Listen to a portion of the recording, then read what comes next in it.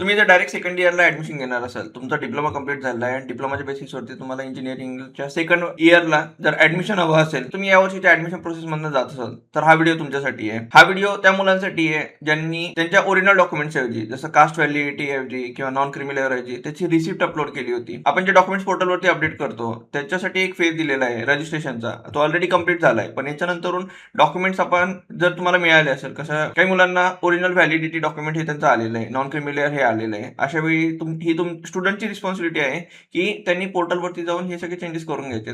आता हे चेंजेस कसे करायचे तेच मी तुम्हाला या व्हिडिओमध्ये सांगणार आहे. तर चला मग माझ्या स्क्रीनवर येऊया. डायरेक्ट सेकंड इयर ऍडमिशनसाठी लॉग इन केल्यानंतर तुम्हाला इथे मेसेज बॉक्स दिसेल. ऑलरेडी मी एका स्टुडंटचं इथे लॉग इन केलंय. या मेसेज बॉक्समध्ये तुम्हाला कंपोज या बटनवरती क्लिक करायचं आहे. इथे लेफ्ट साईडला एक पॉपअप ओपन होईल. ऍडमिनला एक मेसेज करायचा आहे की तुम्हाला एक्झॅक्टली चेंज काय करायचं आहे. कॅन्डिडेट टाईप, कॅटेगरी डिटेल हे सगळे तुम्ही अपडेट करून घेऊ शकता.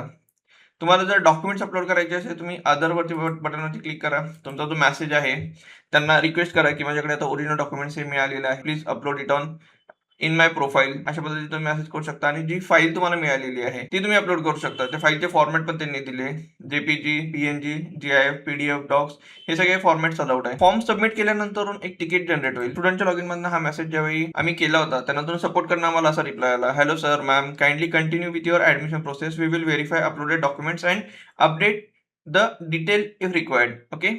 आता याच्यानंतर काय झालंय की इथे लेफ्ट साईडला आमच्यासाठी या स्टुडंटच्या प्रोसेससाठी स्पेशली या स्टुडंटसाठी हे ऑप्शन दिसणं सुरू झालं. सीव्हीसी, एनसीएल, ईडब्ल्यूएस अपलोड यावरती क्लिक केलं की यांनी काही इन्स्ट्रक्शन दिलेत आणि खाली तुम्ही बघू शकता की कास्ट व्हॅलिडिटी जे सर्टिफिकेट आहे किंवा नॉन क्रिमिनल हे जे सर्टिफिकेट आहे अपलोड केलं नव्हतं, त्याच्याऐवजी त्यांनी रिसिप्ट अपलोड केली. तर तिथे आपल्याला ते सिलेक्ट करण्याचा आणि अपलोड करण्याचा ऑप्शन हा आता दिसत आहे.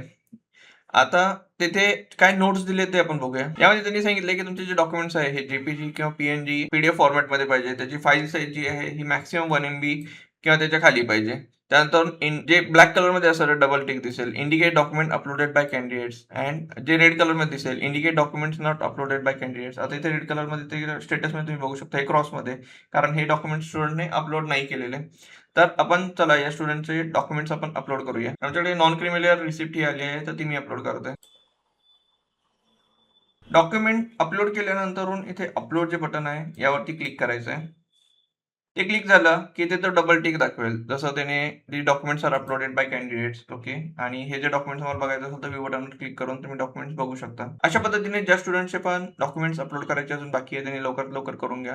कारण हे डॉक्युमेंट्स जर नसतील, कारण जसं नॉन क्रिमिनल याचा डेट्स त्यांनी दिलेत की कधीपर्यंत हे डॉक्युमेंट्स तुम्ही अवेलेबल करून दिले पाहिजे. व्हॅलिडिटी डॉक्युमेंटसाठी ओबीसी आणि एससीबीसी या कॅन्डिडेट्सला या मुलांना एक्सटेन्शन हे मिळालेलं आहे. रजिस्ट्रेशनचा फॉर्म भरताना जर तुम्ही हे डॉक्युमेंट्स अपलोड केलेले नसेल तर आता तुमच्याकडे वेळ आहे. तुम्ही हे डॉक्युमेंट्स अपलोड करून तुमचं जे प्रोफाईल आहे हे करेक्ट करून घेऊ शकता, जेणेकरून तुम्ही ज्या कॅटेगरीचे बेनिफिट्स तुम्हाला पाहिजे ते डॉक्युमेंट जर प्रॉपर असतील तर त्याचे सीटचे बेनिफिट्स आणि फीसमध्ये बेनिफिट्स तुम्हाला मिळतील. अशाच व्हिडिओसाठी चॅनलला सबस्क्राईब करून ठेवा.